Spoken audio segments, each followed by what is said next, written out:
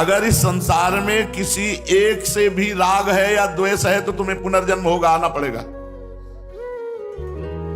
पुनर्जन्म ना हो, भगवत प्राप्त हो जाए, इसके लिए अजात शत्रु ते सदा, हरिवंश नाम लीन जे अजात शत्रु ते सदा, प्रपंच दंभ आदिदय तहां कछु न पेखिए। अजात शत्रु जिसका दुश्मन पैदा ही नहीं हुआ, पूरे संसार में कोई दुश्मन नहीं है। एक भी जगह द्वेष रहेगा या राग रहेगा तो आपका जन्म होना निश्चित है। पूज्यपाद श्री राधा बाबा ने देखा कि मेरे हृदय में केवल अंग्रेजों के प्रति द्वेष है और किसी के प्रति नहीं, क्योंकि भारत में आकर बड़ा अत्याचार किया। उस समय बाबा भी जेल गए थे, स्वतंत्रता संग्राम सेनानी के उस रूप में, तो देखा था कि अपने भारतीयों के साथ बहुत गलत व्यवहार करते थे। बूटों में कील गड़ाए हुए थे, छाती पे खड़े हो जाते, हड्डियां तोड़ देते, क्या क्या कष्ट देते। तो अंग्रेजों के प्रति बहुत बाबा का आंतरिक द्वेष था। तो उन्होंने सोचा कि जब द्वेष होगा तो फिर जन्म लेना पड़ेगा, इसलिए इस द्वेष को मिटाया जाए। तो जहां अंग्रेज जन आते जाते थे वहां बाबा बैठने लगे। भगवत प्रेरणा से उनके ऊपर अंग्रेज थूक दे, बस जय गोरे ठाकुर कहते थे, जय गोरे ठाकुर, जय गोरे ठाकुर। किंचन मात्र भी द्वेष नहीं रहने दिया। हमको भी मिटाना है। पूरी सृष्टि में किसी एक से ना राग हो ना द्वेष हो। अगर राग द्वेष या वासना रखोगे तो पुनर्जन्म से छुटकारा नहीं मिलेगा। इसलिए सब वासनाओं को धो बहा दो। एक रामघाट में बड़े अच्छे महात्मा रहते थे, गंगा के किनारे। उन्होंने एक कुटी बना ली थी। उनको किसी भगत ने 3 सोने के मोहरे दी। उन्होंने सोच कर कि थोड़ा और हो जाए तो एक बड़ा भंडारा संतों का करवा देंगे। गीता जी के पुस्तक के बस्ते में रख लिया। कुछ दिनों बाद वो तीर्थ यात्रा के लिए तो उनका शरीर पूरा हो गया। उनके शिष्यों ने जब गुरु की ग्रंथावली जो रखी हुई थी उसे निकाली तो उस बस्ता को खोला तो सांप उसमें। उनको बहुत आश्चर्य हुआ कि उन्हीं मोहरों में कुंडली मारे हुए सांप बैठा है बस्ते के अंदर, नवीन सांप। जिस वस्त्र में बंधा हुआ था उसमें कोई छिद्र नहीं था, कहीं से प्रवेश होने की गुंजाइश नहीं थी, कई बार लपटा हुआ था। तो उन्होंने एक बड़े सिद्ध महात्मा के पास जाकर ये बात कही कि बस्ते में 3 मोहरे, गीता जी, सर्प प्रवेश होने की कोई गुंजाइश नहीं, फिर भी सर्प कुंडली मारे उसमें बैठा। तो उन्होंने बताया तुम्हारे गुरु जी हैं। मरते समय गुरु जी की वृत्ति लग गई थी कि वो 3 मोहरे रखी है, हम बता नहीं पाए। शिष्यों से बता देते कि उन 3 मोहरों को बेच करके संत भंडारा कर डालो। 3 मोहरों ने इतने बड़े महात्मा को सर्प योनि में पहुंचा दिया। मरते समय उनकी मोहरों में वृत्ति चली गई, इसलिए उन्हें सर्प का रूप लेकर के आना पड़ा। शिष्यों ने सम्मान पूर्वक सर्प को जंगल में छोड़ दिया और उन मोहरों को बेच करके भंडारा किया। जे ही ऐसा किया ते ही गुरुदेव अपने स्वरूप को प्राप्त हो गए। इसलिए कोई भी वासना, कोई भी राग द्वेष अगर रखोगे तो पता नहीं किस रूप में आना पड़े। विश्वास करो भगवान पर। विश्वास से सब कुछ हो सकता है, बिना विश्वास के कुछ नहीं होता है। अगर हम सब मिलकर के प्रार्थना करें श्री भगवान की तो विश्वास करो अवतार भगवान का हो जाए, हमारे हृदयों में अवतार हो जाए।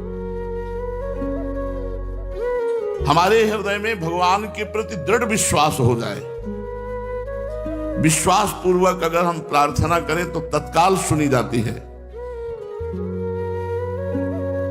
जैसे धन और शरीर के घमंड होते हैं तो ये बड़े फंसाने वाले, पतन करने वाले होते हैं। लेकिन यदि हम अपने इष्ट का घमंड रख लें, हमारे माई श्यामाजू को राज राहु को काहू मन दिए, मेरे प्राणनाथ श्री श्यामा शपथ करो तृण छिए, ये घमंड बहुत जरूरी है, ये बना रहना चाहिए। इसी से हमारा दृढ़ विश्वास होता है, इसी से हमें कृपा का अनुभव होता है। हर समय घमंड रहे इस बात का कि मैं प्रियाजू का हूं, मैं श्यामा श्याम का हूं। 4 प्रकार के कर्म होते हैं। पहला, जिनमें यहां भी सुख और परलोक में भी सुख। जैसे आप किसी भूखे को भोजन पवा दिया, कुआं, धर्मशाला, बाग बगीचा आदि, औषधालय आदि, जिनमें फीस नहीं ली जाती और फ्री सेवा की जाती है, औषधि आदि की। ये सब ऐसे कर्म हैं जो यहां भी सुख देंगे और परलोक में भी सुख देंगे। प्याऊ खोलना, औषधालय खोलना, गौ सेवा, संत सेवा, भगवंत सेवा, ये पहला कर्म है जो यहां भी सुख देता है और परलोक में भी सुख देता है। दूसरा है जिसमें यहां भी दुख और परलोक में भी दुख, जैसे वैश्यागमन, शराब पीना, जुआ खेलना, मांस खाना, ये सब ये लोक परलोक दोनों को नष्ट कर देते हैं। जो लोक में भी दुख और परलोक में भी दुख, ये पाप कर्म है, कभी नहीं, भूल के भी नहीं होना चाहिए। तीसरा है जिनमें यहां सुख और परलोक में दुख, ये रजोगुणी जितने कर्म हैं यहां सुखद दिखाई देते हैं लेकिन परलोक में भयानक दुख देते हैं। चौथा, जिनमें यहां दुख और परलोक में सुख, ये जैसे अध्यात्म के मार्ग कठिन जो हैं उन पर चलना। आधी रात में ही उठ गए, नहा धो करके भजन कर रहे, सत्संग सुन रहे, अपनी दिनचर्या कर रहे हैं। बड़ा आश्चर्य लगता है, इतनी ठंडी है और लोग, छोटे छोटे बच्चे, बच्चियां, माताएं, बहनें ऐसे उल्लसित होकर खड़े हैं कि तनिक भी ऐसा नहीं लग रहा कि इनको दुख है, और घंटों खड़े रहना पड़ता है। पता नहीं कहां से आए हों, कब पहुंचे हों, और कोई चाय नाश्ता भी नहीं है और खड़े हैं, और केवल इसके लिए खड़े केवल से ऐसे निकल गए। ये है प्रबल श्रद्धा, प्रबल विश्वास, और इसी से हमारे हृदय में भगवदानंद का प्रादुर्भाव होता है। तो कर्म किए बिना कोई रह नहीं सकता, कर्म सबको करना होता है, लेकिन सोच समझ कर कीजिए, जिसमें यहां भी सुख मिले और परलोक में सुख मिले। ये बढ़िया पॉइंट है। जिसमें यहां भी दुख, परलोक में दुख, वो भगवत विमुख आचरण, और जिसमें यहां सुख और परलोक में दुख, वो रजोगुणी जितने भी कार्य हैं, ये सब ऐसे राजसी कार्यक्रम जिनमें यहां सुख मिलता है, परिणाम में दुख मिलता है। और सात्विक, जिनमें अपने कर्तव्य निष्ठा का पालन करने पर वर्तमान में दुख का अनुभव होगा, लेकिन भविष्य आपका महान सुख में होगा, चाहे लोक में हो या परलोक में हो। उपवास जरूर करना चाहिए, एक आध दिन का भोजन छोड़ना चाहिए, थोड़ा आंतों को विश्राम मिलना चाहिए। तो ना व्रत के रूप में रहे तो औषधि के रूप में रख लें। महीने में 4 बार तो उपवास चलेगा, 4 बार, हफ्ते में 1 दिन। बहुत आनंद रहता है उपवास में, भजन की वृत्ति बहुत बढ़ती है। ये खुद का अनुभव की बात कह रहा हूं। उपवास कोई निमित्त लेके नहीं, भजन के लिए। महीने में 4 सप्ताह होते हैं।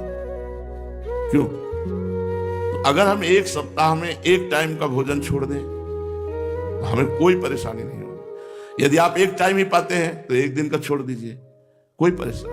और अपने हिस्से का जब हम भोजन छोड़ेंगे तो वो हमारा भजन और बढ़ेगा। तो महीने में 4 दिन तो उपवास कर ही सकते हैं।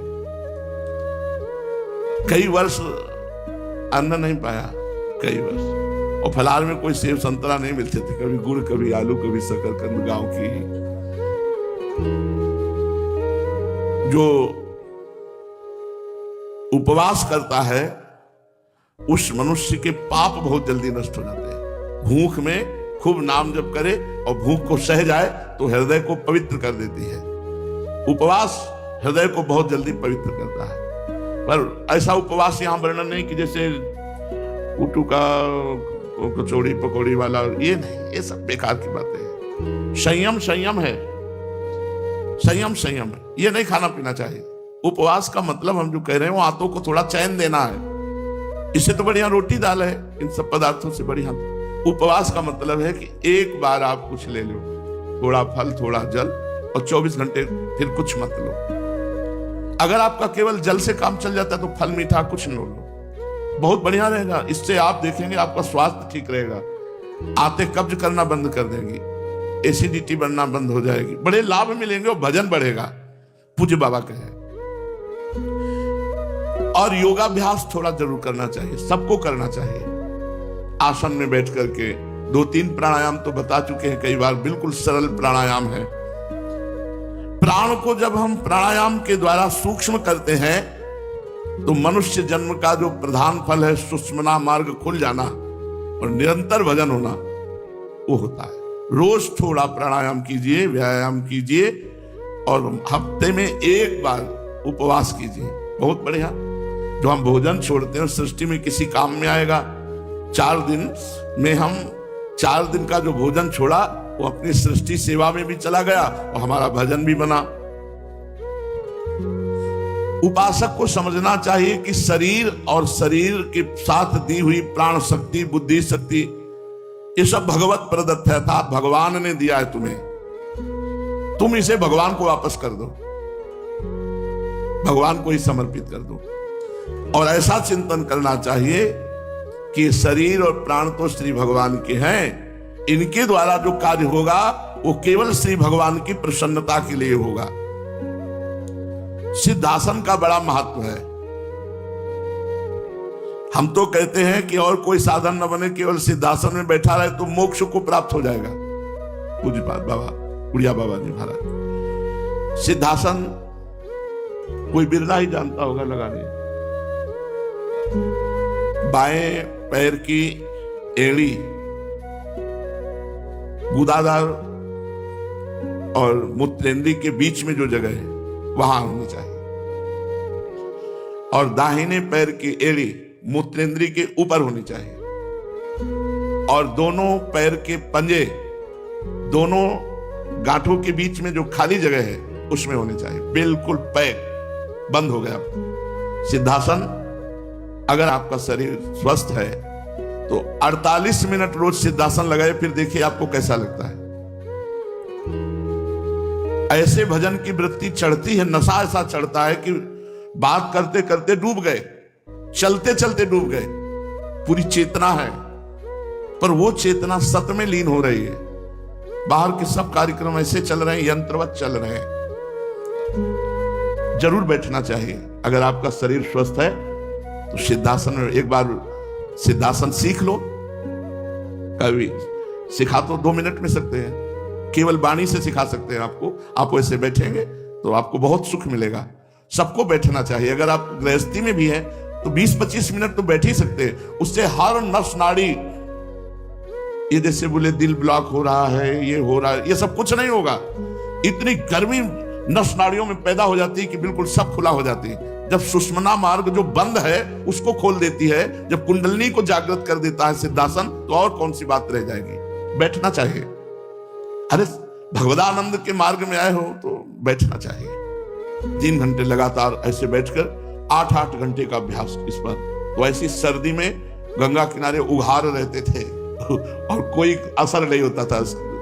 ये ऐसे असर, अब देखो इसमें कैसे कितनी देर बैठा जा सकता है। हर साधक को अभ्यास करना। पद्मासन दूसरे नंबर में आता है, पहले नंबर में सिद्धासन आता है। अरे साधु महात्मा या गृहस्थ विरक्त जो भी परमार्थ के प्रतीक है, तभी उनमें दिव्य शक्ति आती है। बूढ़ी हड्डियों में थोड़ा मोड़ने में परेशानी पड़ेगी, नौजवान में तो ठीक है। बाबा कह रहे हैं सिद्धासन का बड़ा महत्व है। केवल सिद्धासन में बैठने वाला मोक्ष को प्राप्त हो जाता है। इसकी विधि है, पहले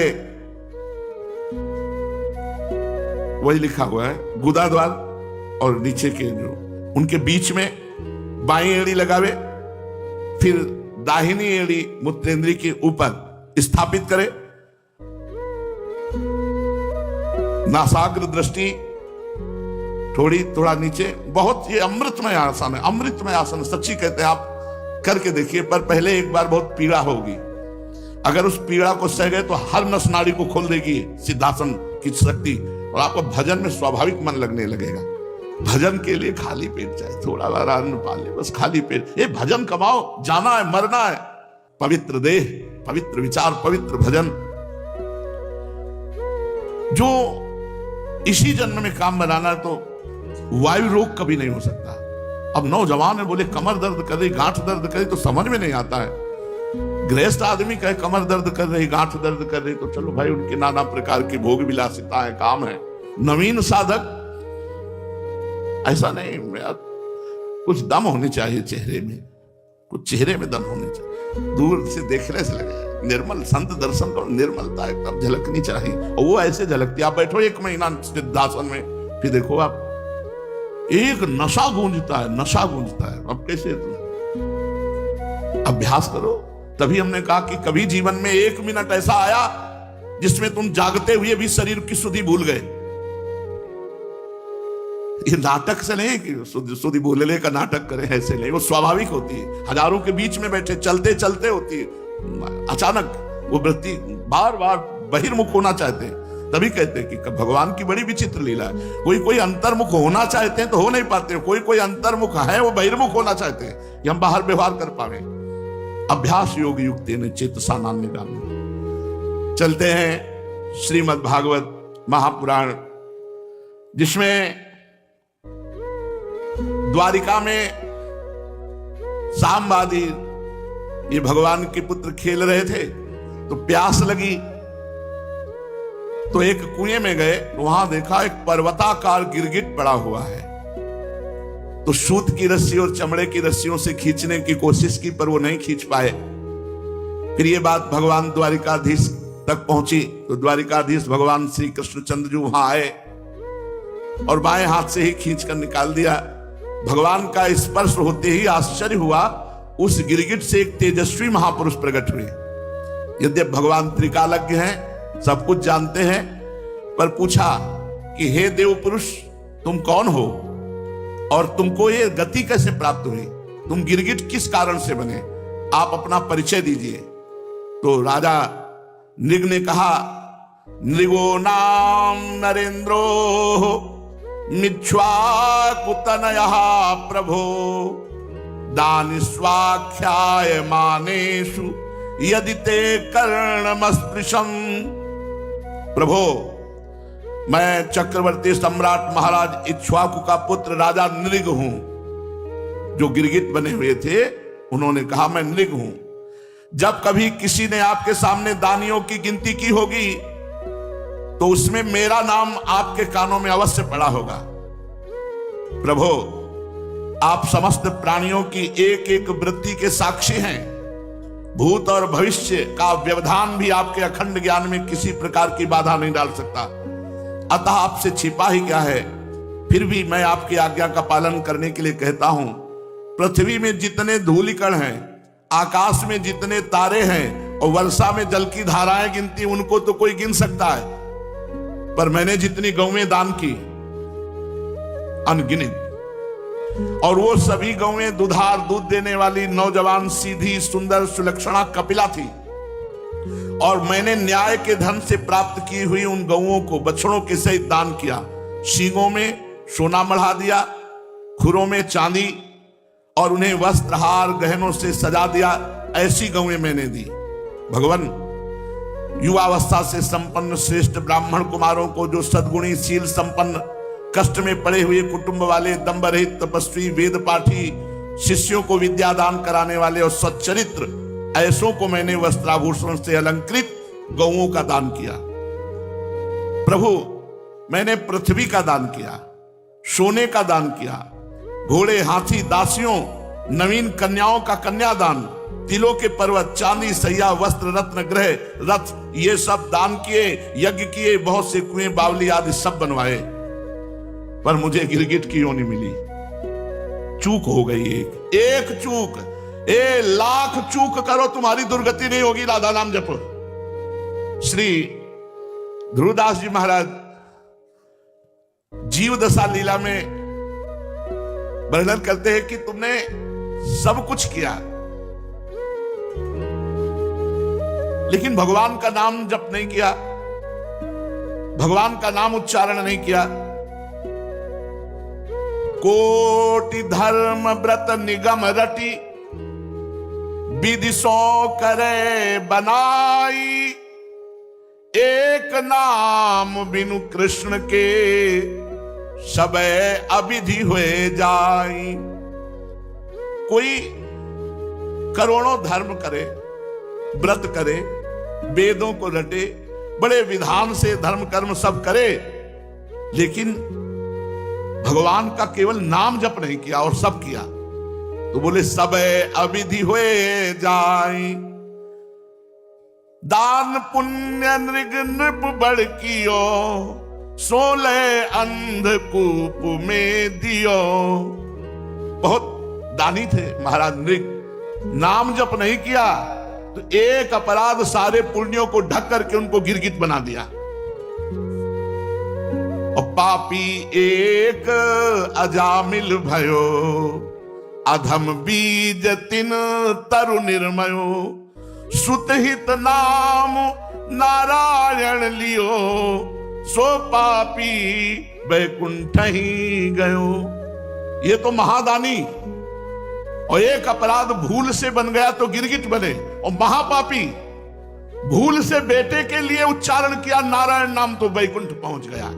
इसलिए कोटि धर्म व्रत निगम रटी, विदिशो करे बनाई, एक नाम बिनु कृष्ण के, सब अविधि होए जाए। कोटि धर्म जो को करियावे, कृष्ण नाम बिनु गति नहीं पावे। चाहे करोड़ों तुम साधन कर लो, यदि नाम जप नहीं करते हो तो इस संसार समुद्र से पार नहीं हो सकते हो।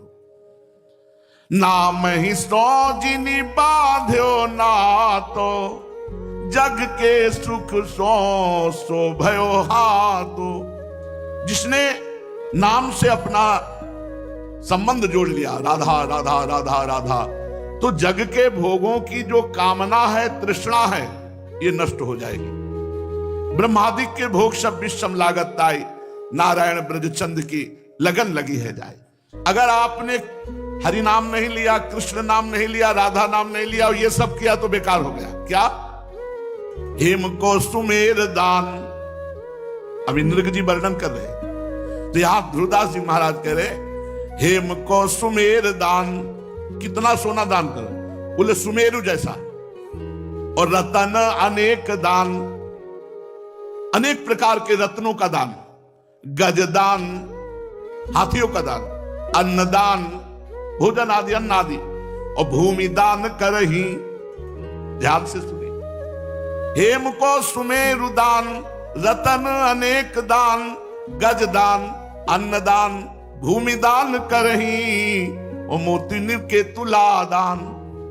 एक तराजू में पलने में आप बैठ जाए और एक में मोतियां, और फिर उसको दान करें।